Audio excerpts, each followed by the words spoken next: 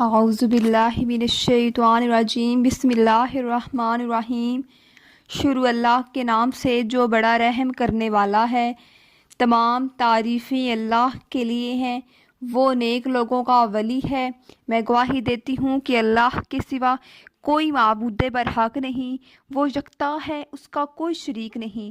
اور میں یہ بھی گواہی دیتی ہوں کہ ہمارے پیارے نبی محمد صلی اللہ علیہ وآلہ وسلم اللہ کے بندے، اس کے رسول اور آخری نبی ہیں۔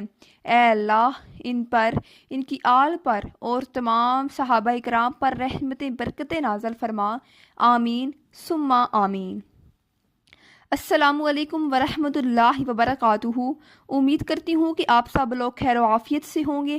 آج میں آپ کے لیے ایک اسم اعظم کا پاورفل وظیفہ لے کر آئی ہوں۔ جس مقصد کے لیے آپ یہ وظیفہ کریں گے، اللہ تبارک و تعالیٰ آپ کو وہ سب کچھ ضرور عطا فرمائیں گے۔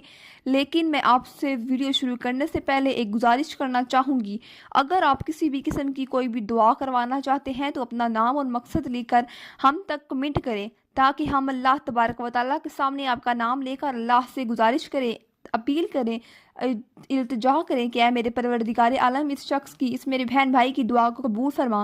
اے میرے پروردگار عالم جس شخص نے اپنا مقصد ہم تک شیئر کیا ہے اس کی جائز حاجت کو پورا فرما۔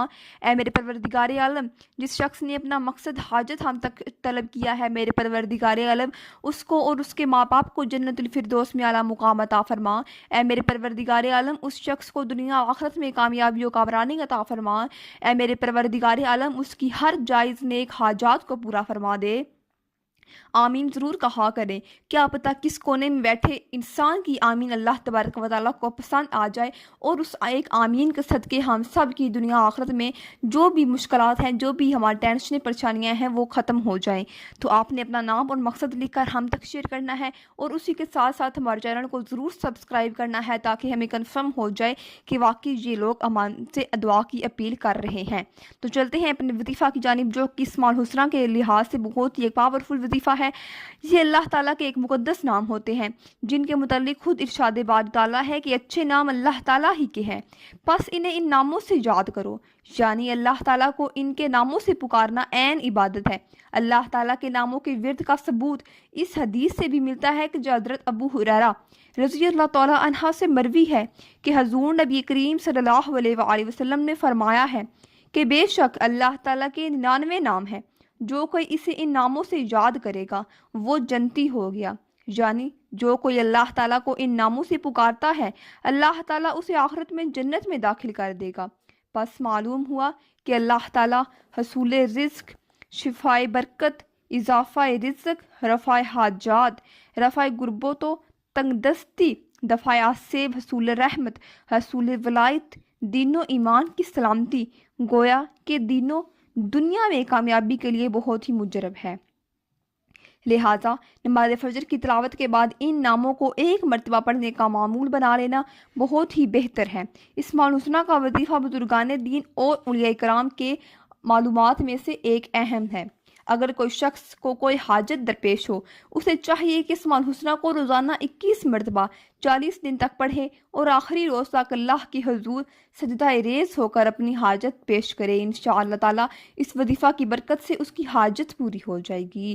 ہر نام کو روزانہ 10 مرتبہ پڑھنے سے تندرستی قائم رہے گی اور ہر نیک کام کی توفیق حاصل ہوگی، گھر میں برکت پیدا ہوگی، شیطانی حملوں سے محفوظ رہے گا، اللہ کی ذات کی طرف خوب مائل ہو جائے گا، عزت اور دولت میں اضافہ ہوگا، لوگوں کے دل میں قدر اور محبت پیدا ہوگی، اور سب سے بڑھ کر یہ فائدہ حاصل ہوگا کہ اس کا خاتمہ بالخیر ہوگا، قبر اور آخرت کے منازل میں بے حد آسانی پیدا ہوگی۔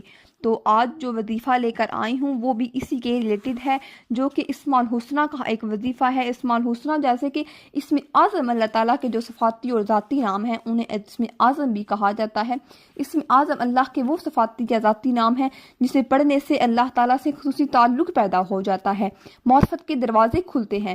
اسم اعظم پڑھنے والے کو اللہ تعالیٰ ہر لحاظ سے مالا مال کر دیتا ہے، وہ اپنے رب سے اسم اعظم کی بدولت جو کچھ مانگتا ہے سو پا جاتا ہے۔ اسم اعظم کے صدقے اس کی ہر دعا قبول ہوتی ہے۔ جن لوگوں کو اسم اعظم کا راز ہاتھ آ جاتا ہے وہ اس کے خاص بندے بن جاتے ہیں۔ اللہ انہیں دین و دنیا میں انعام یافتہ بنا دیتا ہے۔ انہیں نہ مٹنے والی عزت ملتی ہے اور نہ ختم ہونے والی دولت میسر آتی ہے۔ گویا کہ اسم اعظم ہر کام کی کنجی ہے اور گوناگوں فیض و برکات کا حامل ہے۔ اللہ کا ذاتی نام اور ہر صفاتی نام اس کی ایک خاص شان کا مظہر ہے۔ جو شخص اللہ تعالیٰ کو جس شان یعنی جس صفاتی نام سے پکارتا ہے، اللہ تعالیٰ اپنی اس شان کے فیض و برکات سے اسے نواز دیتا ہے اور اپنی اس خاص شان کا راز بھی اس شخص پر کھول دیتا ہے۔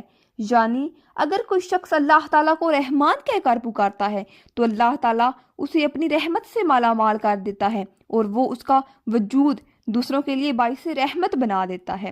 لہٰذا معلوم ہوا کہ جس نام سے ہم اسے پکاریں گے اسی سے اللہ تعالیٰ کی قربت حاصل ہو جائے گی، اور یہی قربت جس لفظ سے میسر آتی ہے وہ اسم اعظم ہوتا ہے۔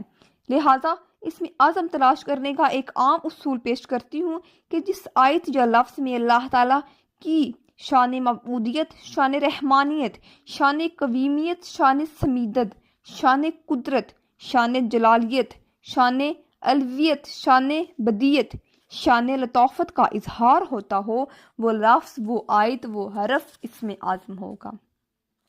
مثلا اللہ تعالیٰ معبود ہے، ہم اسی کی ہی عبادت کرتے ہیں، اس لیے لفظ اللہ یا پھر ایسی آیت جس میں یہ لفظ ہو کہ اللہ ہمارا معبود ہے وہ اسم اعظم ہے۔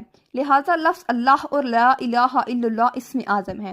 ایسے ہی اللہ اپنی مخلوق پر ہر وقت رحم کرتا ہے، لہٰذا لفظ رحمان الرحیم یا ایسی آیت جس سے رحمت باری کا مفہوم ظاہر ہو وہ اسم اعظم ہوگا۔ اسی طرح اللہ ہمیشہ سے قائم دائم اور زندہ ہے، لہٰذا جو شخص اسے حی القیوم کہہ کر پکارتا ہے وہ اسے ہمیشہ کے لیے قائم دائم کر دیتا ہے۔ لہٰذا یہ لفظ اور یہ ایسی آیت جس سے قائم اور ہمیشہ زندہ رہنے والے کا مفہوم نکلے وہ اسم اعظم ہوگا۔ اسی طرح اس کی ایک اور خاص شان یہ بھی ہے، ہر چیز کا خزانہ اسی کے پاس ہے، یعنی اسے کسی چیز کی ضرورت نہیں، چنانچہ وہ ہر لحاظ سے بے نیاز اور مالا مال ہے۔ لہٰذا لفظ اللہ الصمد اسم اعظم ہوا، اس لیے جو اسے اللہ الصمد یعنی یہ کہتا ہے کہ تو میرا بے نیاز معبود ہے تو وہ اسے بے نیاز بندہ بنا دیتا ہے۔ ایسے ہی لفظ یا ذا الجلال والاکرام، یا لطیف، یا قادر، یا علی، یا بدیع اسم اعظم ہیں، کیونکہ ان الفاظ میں اللہ تعالیٰ کی ایک خاص شان موجود ہے جو ان الفاظ کے پڑھنے سے ظاہر ہوتی ہے، اور ان اسماء کو کثرت سے پڑھنے کے بعد جو بھی دعا آپ اللہ کے حضور کی جائے گی وہ انشاءاللہ تعالیٰ آپ کی دعا جو ہے وہ ضرور قبول ہو جائے گی انشاءاللہ تعالیٰ۔ اسی طرح آپ کے لیے ایک اسم اعظم کا وظیفہ لے کر آئی ہوں جس کے پڑھنے کے بعد آپ کی جو حاجت ہے وہ تو آپ نے اس کی اہمیت اور فضیلت تو یقیناً سن لی ہوگی، اور آپ نے اس وظیفہ کو کرنا کچھ ایسے ہے کہ یا سمیع کا وظیفہ آپ نے کرنا ہے۔ آج کے دن جب بھی موقع ملے آپ جتنا چاہیں اس کو کر سکتے ہیں۔ اس کا مطلب ہے اے سننے والے، دعاؤں کی قبولیت کے لیے جمعرات کے دن یا کسی بھی دن نماز چاشت کے بعد 500 مرتبہ پڑھا جائے، اگر ہمیشہ اس کا ورد رکھے تو مستجاب الدعوات ہوگا، یعنی اس کی ہر دعائیں قبول ہوں گی۔ اگر کوئی شادی کا خواہش مند ہو تو اسے چاہیے کہ 40 دن تک روزانہ 11,000 مرتبہ یہ وظیفہ پڑھ کر آخری دن اللہ کے حضور شادی کی دعا کرے، انشاءاللہ تعالیٰ اس کی جو دعا ہے وہ قبول ہو جائے گی۔ تو یہ تھی ہماری آج کی ویڈیو، امید ہے کہ آپ کو یہ آج کا وظیفہ پسند آیا ہوگا۔ مجھے دیجیے اجازت، ملتی ہوں نیکسٹ ویڈیو میں۔ السلام علیکم ورحمۃ اللہ وبرکاتہ۔